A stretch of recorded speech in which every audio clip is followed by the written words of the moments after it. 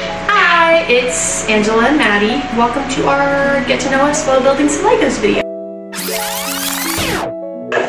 Alright, so how did we meet? We met in sculpture class in our last year of high school. Neither of us were really supposed to be in the class. I didn't need the credits, but I had to have something fill my 4th hour.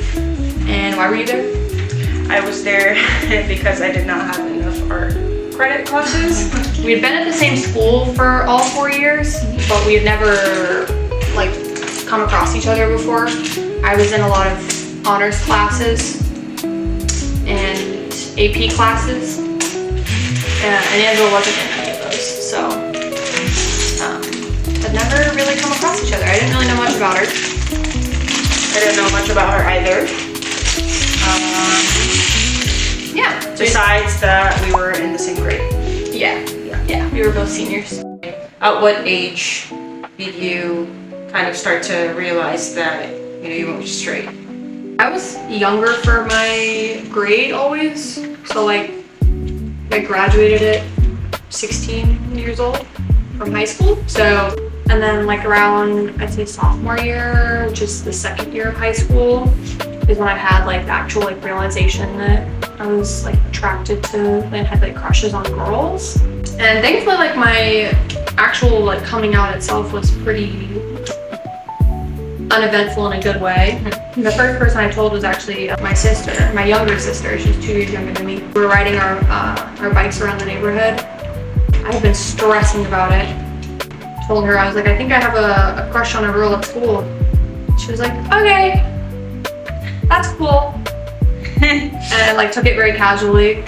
And I was a little chicken about telling my dad, so I told my mom first.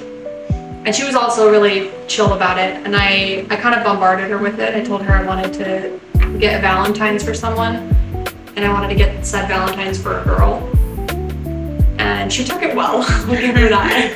As we were in the parking lot of the grocery store, she took it well. And then I told her I don't want to tell Dad, because I just don't want to do this again. So she told my dad, and I don't think he ever deliberately brought it up. But other than to obviously reassure me that he was okay. He was okay with everything, So I was very lucky that I had this very supportive family, and I don't know if I think I kind of just let them take over extended family knowing or not knowing things, and just kind of moved on with my life. Yeah, I didn't really come out to my family. Sat them down and was kind of like her, be like, oh, I like girls. So when I hit high school, I started dating girls. I didn't really tell my parents about that, but I would post on social media about it, and I didn't necessarily block my parents, but I knew that they could look it up whenever they wanted. I was hoping I didn't have to come out, I guess, and they would just see. You just did the independent girl thing of I'm just gonna do my own thing. Yeah. And just started doing it.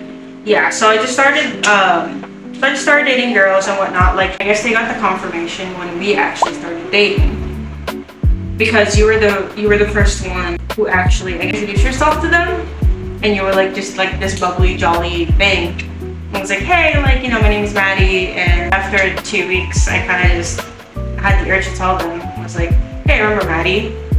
Yeah, she's my girlfriend. So that's kind of when I came out. For being in a Filipino family, I think I was still pretty lucky with how everyone reacted. My dad was fully supportive. It was that's okay, whatever you want to do. And he's from the Philippines too. Yeah. So well, he grew up. He's Filipino, but he grew up in the States, so that might be just a cultural difference as well. He was chill. He's whatever makes you happy. At that point in my life, he was just very focused on my studies. He wants me to finish college, kind of the normal parent thing when your kid is 16. Worried about grades. Yeah, so I didn't really care about that much. I honestly think he preferred it, so he didn't have to worry about boys and getting pregnant. When it came to extended family, that's when I didn't really say anything. You just said, here's Maddie, she's my girlfriend. I didn't even say that. Most of my extended family is actually in the Philippines. So it's not I talk to them regularly or anything like that. But I think it was just and for context, when the first time I went back to the Philippines, we were already engaged. Yeah. So I wasn't a girlfriend, I was a fiance. Yeah. But I think most of them knew via social media. Just because I didn't deliberately hide it, but I didn't like call up people saying, hey, I'm gay. Yeah. But I think most of them already knew. So when we started dating, I didn't really think about like how we were from different cultures and different races. We were just like high school kids. Yeah, seeing what happened, you know? Correct. You don't usually think about that when you're a teenager. As things became more serious, I think it definitely became evident that like there are differences. I remember for me, that affected. well, not just affected, but just like, there's just differences. We were driving somewhere, and I think I was driving, and your dad called. I remember you had me answer and just put the phone on speaker, and you were like fully just speaking Tagalog, and I just had never heard that before. I'd only ever heard you speak English, and maybe like a word here or there to your family at home, but I mean, this was like really early on, and I thought it was like the coolest thing, but it was one of those moments where I'm like, wow, there's like a whole part of her that I just like have no knowledge of right now. Well, did you know I spoke Tagalog? I think I did, but that's very different than like hearing an Hearing entire it. like formal conversation. I remember one of my first questions was, why does every single sentence you say end in po? So I was just very curious about it all, and so yeah, that was like an entirely new thing for me, because I was raised in like nuclear family essentially, like mom and dad, one sister, Very like one small, cousin, one aunt, like movie. very small, yeah, very small family, typical family. But yeah, so for me it was like an entirely new experience to like get to know essentially like this whole new world that I had no previous like exposure to at all. It's been like a really amazing journey. Like I almost can't picture like not going through that journey of learning all about it, and like, because there's so many things I love, not just about the culture, but being in a relationship with someone of a different culture. Like I'm a very inherently curious person, and so it's really exciting for me to be consistently like learning new things and feeling like I'm a part of this like new beautiful world almost, you know? What would you say is like some of the things that you noticed that were kind of like really cultural differences with like Filipinos? I mean, the size of family. Like I said, I came from a very small family, and I still have a hard time keeping track of like the extended cousins and extended aunts and uncles. And there are people that, like, I think the first time ever was an Easter family party that she took me to.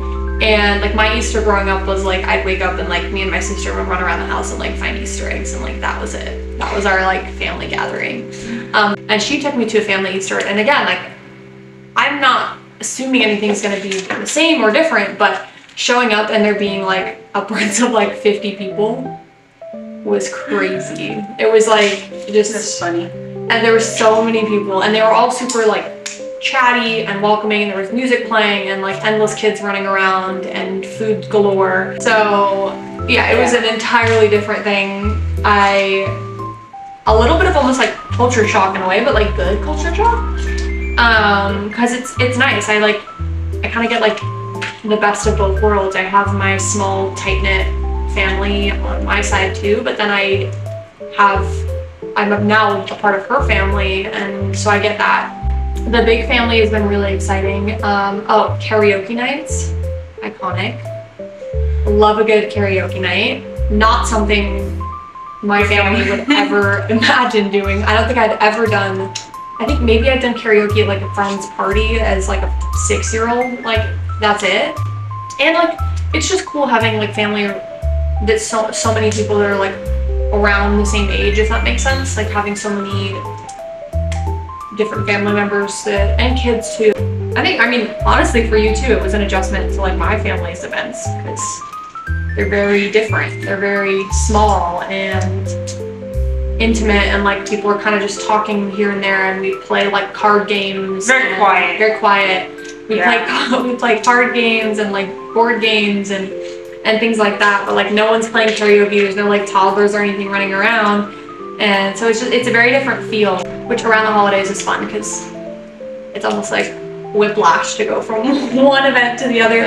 I loved visiting the Philippines. Like the Philippines itself was really like amazing. We went to the Philippines, what was that, December 2022? 2022. Yeah. December 2022. I took her to my hometown. I think you really enjoyed that experience. I mean, you can talk about it. Yeah, her hometown is not on the beach, so it's like inland. But I loved it. Like I loved getting to meet all the people, and like they're also welcoming, and like the food, and I got to meet a lot of her family that I had never met before, despite being in her life for the last 5 years. And occasionally seeing them on FaceTime and like hearing stories about all of them and stuff. And yeah, it was a beautiful experience. I just remember like walking away from it like wanting to go back. I will say my one request this time was that we spend some time on the beach. Because if you're gonna go to the Philippines, why not enjoy the beach? When I was a teenager, we used to go back every 2 years or so with family. Yeah. And then the pandemic happened, life just got busy, so I actually didn't come home for 45 years. At that point. You hadn't been back for... Haven't been back. Yeah, you hadn't been back for 5 years. I took her not knowing how my family back home would react, right? I didn't know, you see some stuff on TV. I knew, the Philippines is very welcoming and whatnot, but with my family, I wasn't sure how they were going to react. It was kind of one of those things that I just went for it and took her. Not a lot of people really questioned it, I would say. Yeah, they just kind of like accepted it for what it was. Yeah. Like, we just were like, this is my fiance, like, and that was that. What was very interesting about that is part of the reason why we didn't get a lot of pushback, like more questions, is that we were from America, like we came from the States. I think that's what it was, which is very interesting actually. For like how large the LGBTQ community is in the Philippines, kind of them saying like, oh, like that's very common, like there, like that's just like how they live. But my thing is like, isn't it very common there? I also think it was different too for us because it's obviously not legal there yet to marry. So like us being Absolutely, engaged, yeah. like we're engaged in the U.S. and essentially like we're engaged to be married in the United States. So I think that made a difference. I think one funny moment for me of like just seeing like how even though we have a huge LGBTQ population in the Philippines, it was when I took you to Divisoria. Remember that? Divisoria. Yeah. And for those who don't know, because I don't think everyone is from the Philippines, it's like a massive, like almost outdoor, indoor market. She doesn't speak Tagalog very well. Yet. Not yet. I'm learning. But she doesn't speak Tagalog, so I was just there if she wanted something, right? One of the tinderas or sales ladies was like, oh, like is she your friend? Like took her home to the Philippines, and I'm like, oh no, that's my fiance, and I just kind of said, that's my wife, essentially. And she was so shocked, I think. And she's like, oh really? And she thought I was joking at first. So it's kind of like moments like that were just like kind of funny and kind of unexpected. It just makes you realize like the different levels of exposure people have. Yeah, to like, because that's our reality, right? Like this is my wife, this is my fiance, but for some people that might have been the first time they've heard that. So we've been together for a long time now. Coming up on 8 years. Coming up on 8 years. People may wonder why we decided to share our videos now and share content. Why now, essentially? She's always been against putting ourselves out there on social media, so I wouldn't say again. I've just been more like hesitant about it because that's not something like I grew up with any familiarity for. Like I've done public speaking and stuff, but that's always been on like not myself. More recently, like we talk a lot about like the trip to the Philippines and just like representation of the Philippines in general and of couples that look like us in the media, and figured why the heck not? Like if some people see it and resonate with it, then like that's great, and like that's what we would hope to see, would be that some people, even if only a couple, like see it and relate to our experience. And recently I had some like medical stuff going on, and it just kind of jolted the realization of like why wait? Like if this is something we're interested in. Growing up, there wasn't a lot of like representation about what a marriage, right, between two women looks like.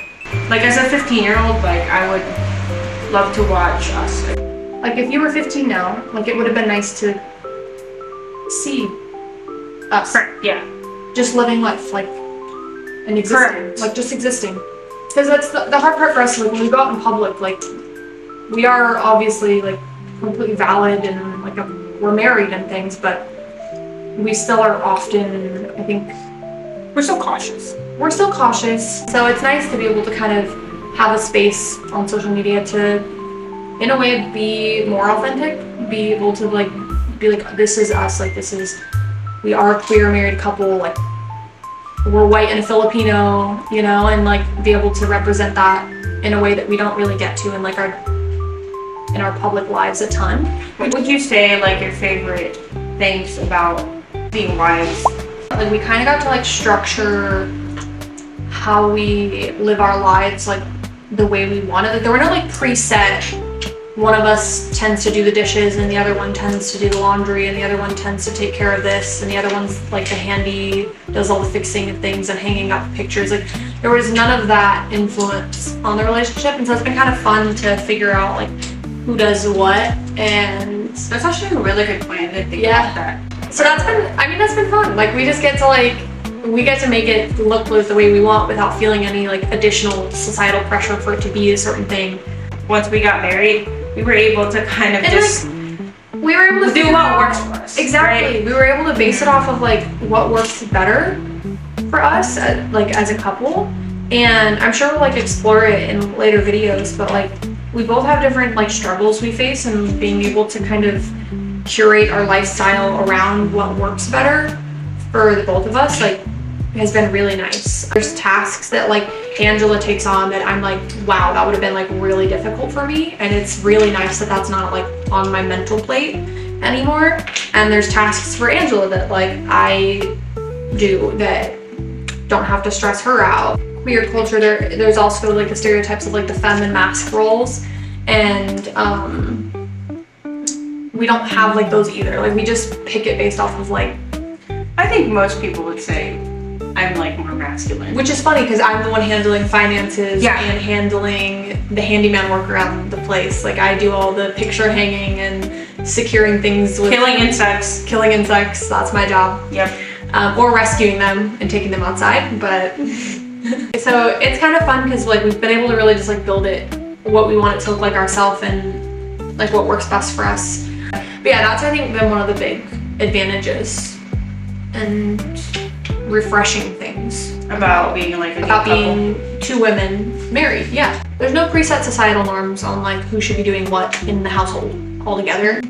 Clothes too. I steal a lot of her clothes. I do. Not usually the other way around, because we have very different styles. We have very different styles. But you wear most of my stuff for like comfort. Like when I'm going for a bit more like street style or comfy, I will steal her stuff for sure.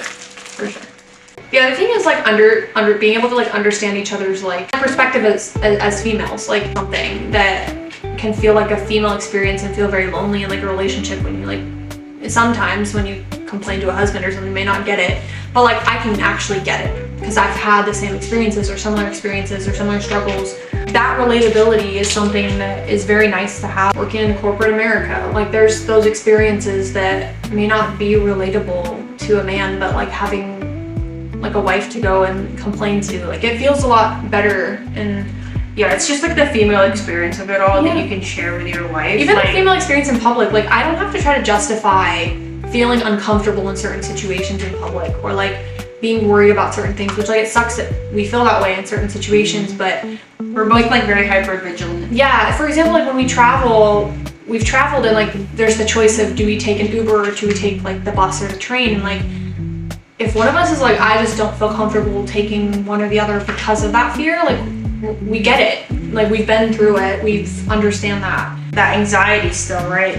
yeah. That kind of we can both share with each other and make each other, you know, guide each other through that. What else is there? Oh, she likes that I can do her makeup.